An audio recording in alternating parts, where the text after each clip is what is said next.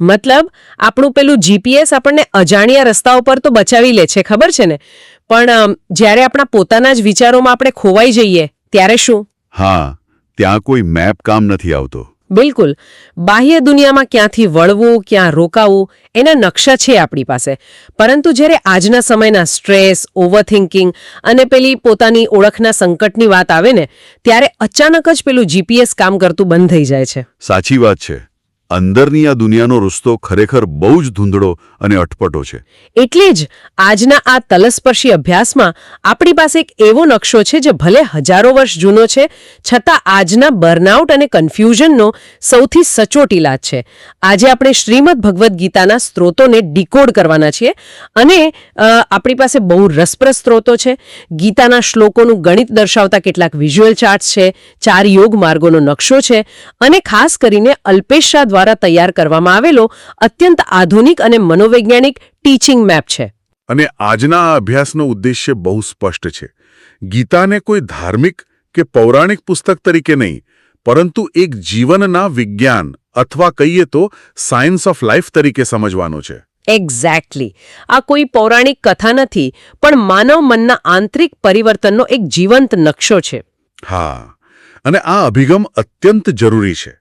કારણ કે જુઓ, જ્યારે ગીતાને માત્ર એક ધાર્મિક ગ્રંથના ચોકઠામાં આપણે ફિટ કરી દઈએ છીએ ને, ત્યારે તેનું જે મૂળ વિજ્ઞાન છે એ ક્યાંક છુપાઈ જાય છે. બિલકુલ છુપાઈ જાય છે. એટલે આ સ્ત્રોતો સ્પષ્ટ કરે છે કે ગીતા એ કોઈ એવી ફિલોસોફી નથી જેને માત્ર મંદિરમાં સાંભળીને ભૂલી જવાની હોય. તે આજના સમયના સ્ટ્રેસ, આઇડેન્ટિટી ક્રાઇસિસ અને ડિપ્રેશનના મૂળ સુધી પહોંચીને તેનું ઓપરેશન કરે છે. આ કોઈ માત્ર માહિતી નથી, પણ આંતરિક પરિવર્તનની એક બહુ સચોટ પ્રક્રિયા છે. તો ચાલો આના થોડું ઊંડાણથી સમજીએ. મતલબ ફિલોસોફીની ઊંડાણમાં જતા પહેલા એ સમજવું જરૂરી છે કે આખી વાત શરૂ ક્યાંથી થાય છે, અને એ શરૂ થાય છે અર્જુનના સંપૂર્ણપણે તૂટી પડવાથી. હા, પહેલા જ અધ્યાયમાં. બરાબર. અને આપણા ચાર્ટમાં દર્શાવ્યા મુજબ એક બહુ જ રસપ્રદ આંકડો સામે આવે છે. ગીતાના કુલ 700 કે 701 શ્લોકોમાંથી 574 શ્લોકો કૃષ્ણ બોલે છે અને અર્જુન માત્ર 85 શ્લોકો બોલે છે. માત્ર 85? હા, આ 85 શ્લોકો ખરેખર આપણા સૌના કન્ફ્યુઝનનો અવાજ છે. મને તો એવું લાગે છે કે અર્જુનનું ઓવરથિંકિંગ અને હાથમાંથી ધનુષ પડી જવાની જે ઘટના છે ને, એ આજના જમાનાના બર્નઆઉટ કે પેનિક અટેક જેવી જ છે. સાચું યુદ્ધ કુરુક્ષેત્રના મેદાનમાં નહીં, પણ આપણા મનમાં ચાલી રહ્યું છે. બિલકુલ સાચી વાત છે. અને અલ્પેશ શાહના નકશા મુજબ જોઈએ તો ગીતાના દરેક અધ્યાયને સમજવાના 3 સ્તર છે. ઓહ, 3 સ્તર? કયા કયા? એક છે બાહ્ય અર્થ, બીજો મનોવૈજ્ઞાનિક એટલે કે સાયકોલોજીકલ અર્થ, અને ત્રીજો આધ્યાત્મિક એટલે કે અદ્વૈત અર્થ. હવે પેલો પહેલો અધ્યાય, જેને અર્જુન વિષાદ યોગ કહેવાય છે, તે મનોવૈજ્ઞાનિક સ્તરે કોઈ સામાન્ય દુઃખ નથી. એ એક ઇમોશનલ કોલેપ્સ છે. ઇમોશનલ કોલેપ્સ મતલબ બધું જ ભાંગી પડવું. હા, જ્યારે જીવનમાં બધું જ ખોટું લાગે, જ્યારે વ્યક્તિને એમ થાય કે આખી જિંદગી જે સિદ્ધાંતો પર જીવ્યા એ બધા જ ખોટા છે, ત્યારે જ સાચી જાગૃતિની શરૂઆત થાય છે. એટલે અર્જુનનું દુઃખ એ તેની કમજોરી નથી, પણ જાગૃતિનું દ્વાર છે. અરે વાહ! જ્યાં સુધી જૂનું માળખું તૂટે નહીં ને, ત્યાં સુધી નવા જ્ઞાનનો પ્રવેશ થઈ જ નથી શકતો. સંશય અને તૂટ્યા વગર ક્યારેય કોઈ સાચી શોધ શરૂ થતી જ નથી. એટલે કે જ્યાં સુધી આપણે સ્વીકારીએ નહીં કે આપણું અત્યારનું માનસિક જીપીએસ ખરાબ થઈ ગયું છે, ત્યાં સુધી આપણે નવો નકશો શોધવાના જ નથી. આ બહુ મોટી વાત કહી. અને પછી આવે છે અધ્યાય 2, સાંખ્ય યોગ. આપણા સ્ત્રોતો કહે છે કે અહીંથી સાચી ઓળખ એટલે કે આઇડેન્ટિટી શિફ્ટ શરૂ થાય છે. હા, અધ્યાય 2માં બહુ સ્પષ્ટ સમજાવવામાં આવ્યું છે કે સમસ્યા બહારની પરિસ્થિતિમાં છે જ નહીં, સમસ્યા આપણી પોતાની ઓળખમાં છે. મતલબ આપણે જે માની લીધું છે તે. બરાબર. આપણે માની લીધું છે કે આપણે આ શરીર છીએ, આ મન છીએ, આ વિચારો છીએ, પરંતુ આનો આધ્યાત્મિક અર્થ એ છે કે આપણે કરતા નથી, પણ સાક્ષી છીએ. શરીર અને મન સતત બદલાયા છે. આપણા વિચારો તો દર મિનિટે બદલાઈ જાય છે. હા, એ તો છે જ.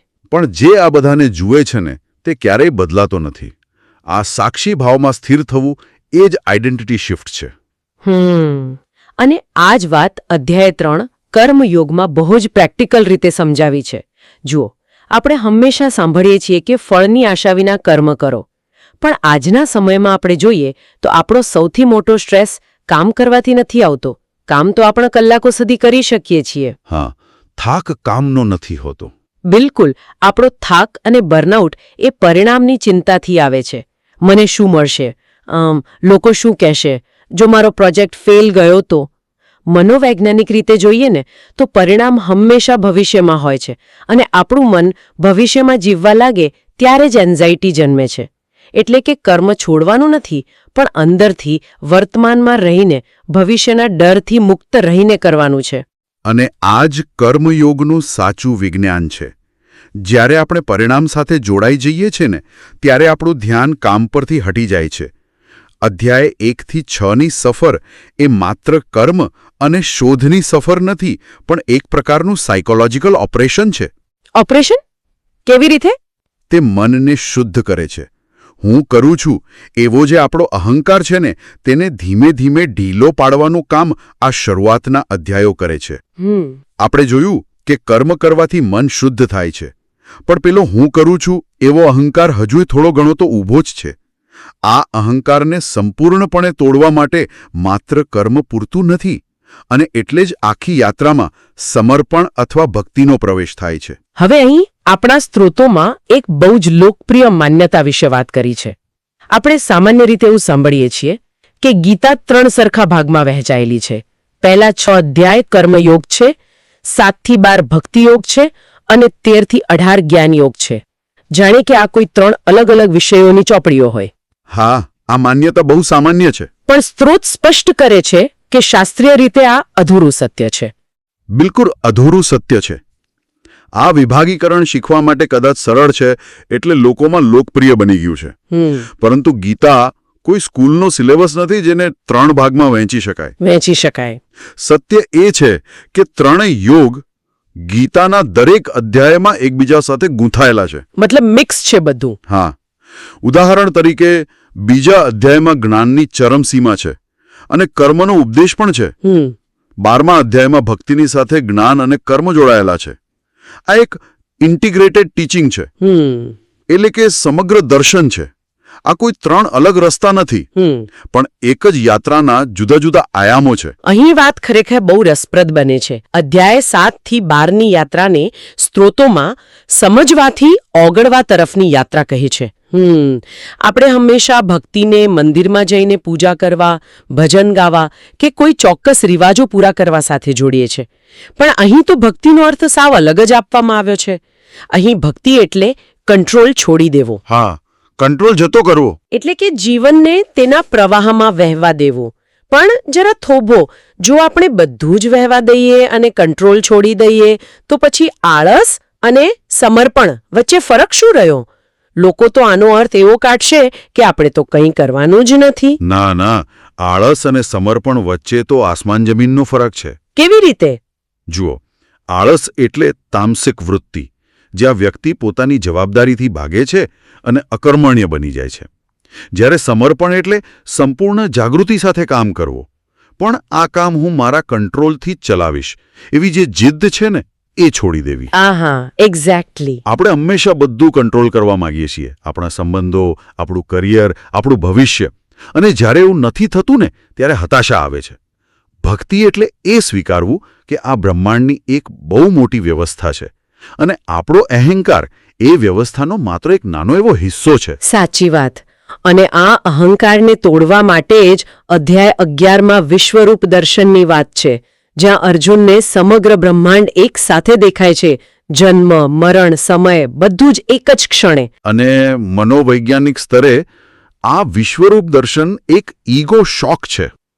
ઈગો શોક? હા, અહંકાર પરનો સૌથી મોટો પ્રહાર. જ્યારે કોઈ સત્યને આટલા વિશાળ સ્વરૂપમાં જુએ છે ને, ત્યારે તેનો નાનો એવો હું ટકી જ નથી શકતો. કલ્પના કરો કે કોઈ વ્યક્તિ અંતરિક્ષમાંથી પૃથ્વીને જુએ છે. ત્યાંથી કોઈ સરહદો દેખાતી નથી, કોઈ દેશ દેખાતા નથી, બસ એક નાનો વાદળી ગ્રહ દેખાય છે. ઓહ, આ બહુ જ સરસ ઉદાહરણ આપ્યું તમે. એક ક્ષણે આપણા રોજબરોજના નાના નાના ઝઘડાઓ કેવા ક્ષુલ્લક લાગે છે. બસ આવો જ શોક અર્જુનને લાગે છે. દ્વૈત તૂટે છે અને માત્ર એકત્વનો અનુભવ થાય છે.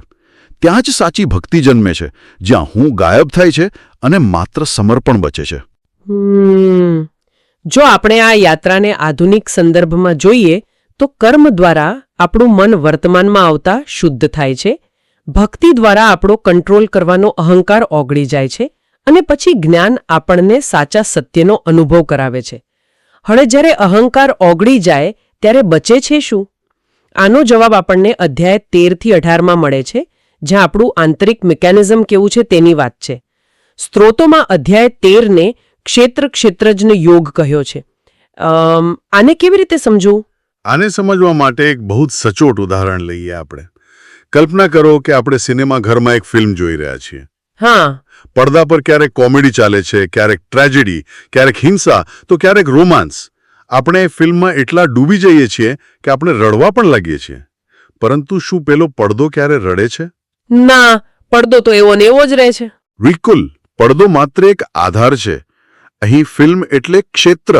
આપણું શરીર, આપણા વિચારો, આપણી લાગણીઓ અને બહારની દુનિયા. અને પડદો અથવા એ ફિલ્મને જોનાર પ્રેક્ષક એટલે ક્ષેત્રજ્ઞ, આપણો સાક્ષી ભાવ. અધ્યાય 13 સમજાવે છે કે આપણે આ ફિલ્મ નથી, આપણે ફિલ્મને માત્ર જોનાર સાક્ષી છીએ. પણ સાક્ષી ભાવમાં રહેવું ખરેખર બહુ જ અઘરું છે, કારણ કે આપણા વિચારો અને મૂડ તો સતત બદલાતા રહે છે ને. અને આ મૂડ સ્વિંગ્સને સમજાવવા માટે અધ્યાય 14માં 3 ગુણોની વાત છે: સત્વ, રજસ અને તમસ. મને તો આ કોઈ પ્રાચીન ફિલોસોફી નથી લાગતી, આ તો એકદમ પ્રેક્ટિકલ સાયકોલોજી છે. બિલકુલ. આ ત્રણેય ગુણો આપણા રોજિંદા જીવનની ન્યુરોકેમિસ્ટ્રીને દર્શાવે છે. રજસ એટલે ક્રિયાશીલતા, દોડધામ અને મહત્વાકાંક્ષા. સવારમાં જ્યારે આપણે ઓફિસ જવા માટે ઉતાવળમાં હોઈએ. હા, મગજમાં 10 કામનું લિસ્ટ ફરતું હોય. બરાબર. હૃદયના ધબકારા તેજ હોય, એ રજોગુણ છે. પછી તમસ એટલે જડતા, આળસ અને અંધકાર. બપોરના સમયે જ્યારે જમ્યા પછી મગજ કામ કરવાનું બંધ કરી દે. અરે હા, એ તો રોજ થાય છે. વિચારવાની ક્ષમતા ઘટી જાય અને માત્ર ઊંઘ આવે. એ જ તમોગુણ છે. અને સત્વ એટલે શાંતિ, સ્પષ્ટતા અને પ્રકાશ. ક્યારેક વહેલી સવારે અથવા પ્રકૃતિની વચ્ચે અચાનક એક એવી ક્ષણ આવે છે જ્યાં મનમાં કોઈ ગૂંચવણ હોતી નથી, બધું જ એકદમ સ્પષ્ટ અને શાંત લાગે છે. એ સત્વગુણ છે. પણ મજાની વાત એ છે કે આપણે આ ત્રણેયમાંથી એક પણ ગુણ નથી. આપણે આપણો ગુસ્સો નથી, આપણે આપણી આળસ નથી, આપણે આપણી શાંતિ પણ નથી. આપણે તો માત્ર એ ગુણોની રમતને જોનારા સાક્ષી છીએ. જ્યારે આપણે આપણા જ બદલાતા મૂડને થોડા અંતરથી જોવાનું શરૂ કરીએ છીએ ને, ત્યારે આપણે તેનાથી પર થઈ જઈએ છીએ. હવે એક મોટો સવાલ એ ઊભો થાય છે કે આ બધાનો અંતિમ અર્થ શું છે? કેવો સવાલ?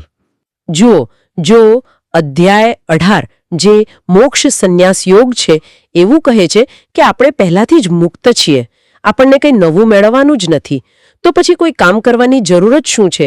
આપણે રોજ ઉઠીને નોકરી પર જવાની કે જવાબદારીઓ નિભાવવાની જરૂર શું છે? આ બહુ જ વ્યાજબી પ્રશ્ન છે જે દરેકના મનમાં આવે. લોકો ઘણીવાર સંન્યાસનો અર્થ એવો કાઢે છે કે બધું છોડીને જંગલમાં જતા રહેવું અથવા જવાબદારીઓમાંથી મુક્ત થઈ જવું.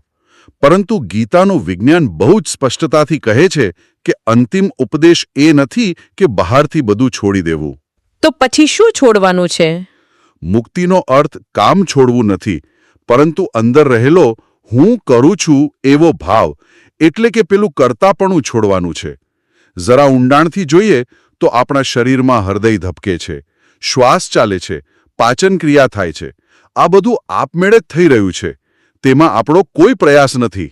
હા, સાચી વાત છે. જીવનની મોટી મોટી ઘટનાઓ પણ એક પ્રવાહમાં થઈ રહી છે, પણ આપણો અહંકાર સતત કહેતો હોય છે કે આ બધું હું કરી રહ્યો છું, મારી તાકાતથી થઈ રહ્યું છે. મોક્ષ એટલે માત્ર એટલું જ સમજવું કે આપણે કોઈ જનરેટર નથી. આપણે તો માત્ર એ ઊર્જાને વહેવા દેતો એક વાયર છીએ. જે ખોટું માની લીધું હતું તેને છોડી દેવું એ જ મુક્તિ છે. અરે વાહ! આ ફિલોસોફી સાંભળવામાં બહુ જ ઊંડી અને અદ્ભુત લાગે છે, પણ રોજબરોજના આધુનિક જીવનમાં જ્યાં ખબર છે ને ઈએમઆઈ ભરવાના છે અને ઓફિસના ટાર્ગેટ્સ પૂરા કરવાના છે, ત્યાં આને ઉતારવી કેવી રીતે? આ માટે આપણા સ્ત્રોતોમાં અલ્પેશ શાહનું એક બહુ જ રસપ્રદ 4 લેવલનું કોર્સ સ્ટ્રક્ચર આપવામાં આવ્યું છે, જે બિગિનરથી લઈને માસ્ટર સુધીની યાત્રાને બહુ જ વૈજ્ઞાનિક રીતે ગોઠવે છે. હા, આ 4 લેવલનું માળખું ખરેખર ગીતાના જ્ઞાનને આજના સમયમાં પ્રેક્ટિકલ રીતે લાગુ કરવા માટેની એક બ્લુપ્રિન્ટ જ છે. લેવલ 1 બિગિનર્સ માટે છે, જેનું કામ છે કન્ફ્યુઝન દૂર કરવું. કન્ફ્યુઝન? હા, સામાન્ય માણસ હંમેશા માને છે કે તેનું દુઃખ બહારની પરિસ્થિતિઓ, ખરાબ બોસ કે પારિવારિક સમસ્યાઓને કારણે છે. લેવલ 1 એ સમજાવે છે કે સમસ્યા બહાર નથી, અંદર છે. આ લેવલમાં વ્યક્તિ પોતાના જીવનને થોડા અંતરથી જોવાનું શરૂ કરે છે. અને પછી લેવલ 2 આવે છે, અહંકાર ઓગાળવો, એટલે કે આઈડેન્ટિટી શિફ્ટ. અહીં સ્ત્રોતમાં એક બહુ જ જબરજસ્ત ઉદાહરણ આપવામાં આવ્યું છે, જે ખરેખર આંખ ઉઘાડનારું છે. હાથમાં પથ્થર પકડી રાખવાનું ઉદાહરણ. હા, એ બહુ પાવરફુલ છે. ધારો કે આપણે હાથમાં એક પથ્થર પકડી રાખ્યો છે. 5 મિનિટ માટે પકડી રાખીશું તો કોઈ વાંધો નહીં આવે.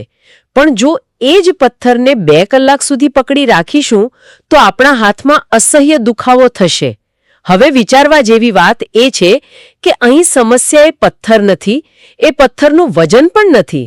તો સમસ્યા શું છે? સમસ્યા એ પથ્થરને પકડી રાખવાની આપણી જિદ્દ છે. આપણે આપણા વિચારો, હું હંમેશા સાચો છું, એવો અહંકાર, કોઈ ચોક્કસ જોબ ટાઇટલ કે ભૂતકાળની કડવાશને આ જ રીતે મજબૂત પકડી રાખીએ છીએ. એક્ઝેક્ટલી.